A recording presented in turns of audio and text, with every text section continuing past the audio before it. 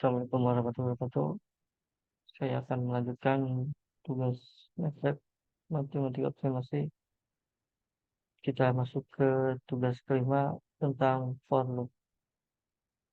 Ya, untuk pemulainya setelah kita perhatikan detail-detail ini. Sehat-sehat semuanya. Kita sekarang belajar tentang looping atau for loop.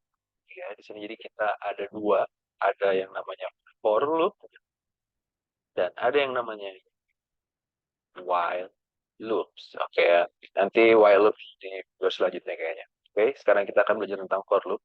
Nah, sebelum itu, ya, seperti biasa, sebelum kita membuat program, kita selalu membuat pendahuluan. Oke, cerita bagi teman-teman yang belum tahu, yang nggak tahu apa ini clear sama CLC ini, itu silahkan nonton video satu ya, yang tentang pendahuluan, di sana ada penjelasannya. Oke, nah sekarang kita sebelum masuk ke looping, saya ingin menjelaskan dulu tentang gimana caranya kita membuat for atau array dengan menggunakan increment. Nah, itu increment ini nih. Increment itu misalkan kita punya A, oke. Saya buat dulu. Membuat array dengan increment. Oke. Nah, jadi kalau increment itu misalkan saya punya A, itu akan sama dengan saya ingin membuat array dengan increment atau vektor ya. Kalau di sini array sama vektor sama aja ya. Misalkan dari 1 sampai 5, ya dari 1 sampai 5. Ini 1, 2, 5. Nah, ini artinya A ini akan isinya adalah 1, 2, 3, 4 sampai 5. Ini kalau kita run, oke, ini adalah bentuknya. Ya. Nah, jadi 1 sampai 5 dengan penambahannya 1 setiap stepnya. Oke, nah sekarang kedua ya. Kayak sekarang kedua, misalkan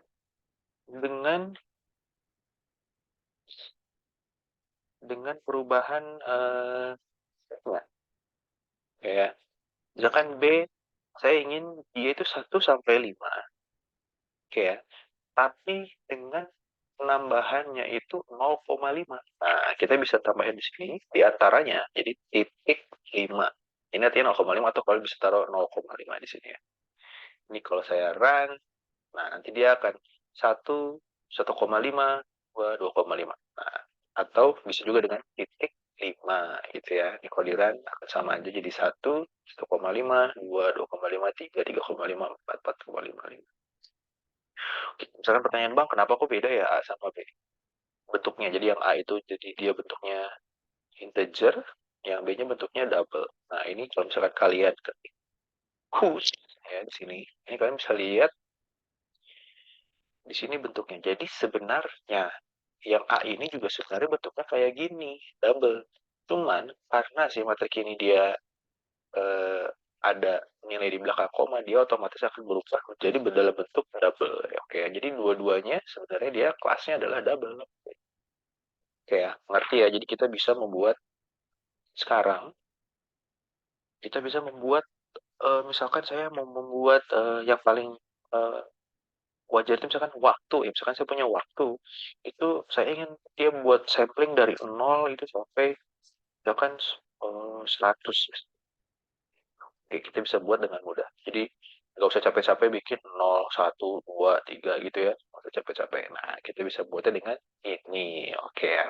Nah, terus apa nih kegunaannya buat for loop? Nah, di sini ini kalau nggak sabar nih ini sabar bos ya. Jadi kita sekarang akan masuk ke for loop. Nah, sekarang ini jadi kalau kita membuat for loop, jadi di sini kita buat loopingnya for loops ya. Jadi kalau misalnya kita buat sederhana, misalnya ini for ya, biasanya i ya. Jadi kalau kita pakai Java, C itu biasanya kita kalau for itu kita pakai i. Nah, di sini juga kita sama lah contohnya. Jadi i sama dengan ya 1 misalkan sampai 10. Oke, sampai di sini cukup. Dan ingat, for itu akan selalu diakhiri dengan n. Oke ya. Nah, Ini apa? Ini adalah kondisinya. Jadi kondisi dari for. Jadi nanti kalau misalkan setiap dia akan berulang, dia akan mengambil nilai dari i. Nah, misalkan kalau saya taruh i di sini, nanti kalau saya run, nah dia akan, jadi ini adalah step yang pertama, ini adalah step yang kedua. Kayak, nah misalkan kayak biar lebih gampang, misalkan saya taruh display di sini, ini akan dia akan memunculkan string di sana ya. Ini adalah satu loop.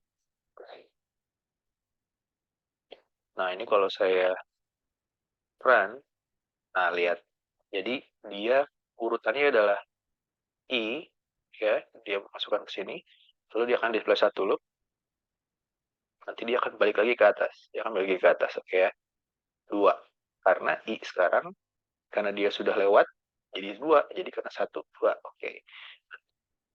Sekarang kalau saya, ini adalah sebenarnya, dia adalah array dengan increment, gitu. Ya, dan sekarang kalau misalkan nih, sekarang saya rubah, dia jadi, misalnya jadi 4, dengan rentang, misalkan titik 5, nah gitu ya. Oke, 5 lah, biar sama. Rentangnya adalah 5. Ini i-nya gimana? Nah, kalau di run, oke. Misalnya dia punya satu loop, gitu ya. Di sini satu loop. Terus naik ke atas ditambah dengan 0,5. Jadinya ini. Terus jadi 2. Jadi 2,5 dan seterusnya. Oke, mudah, mudah.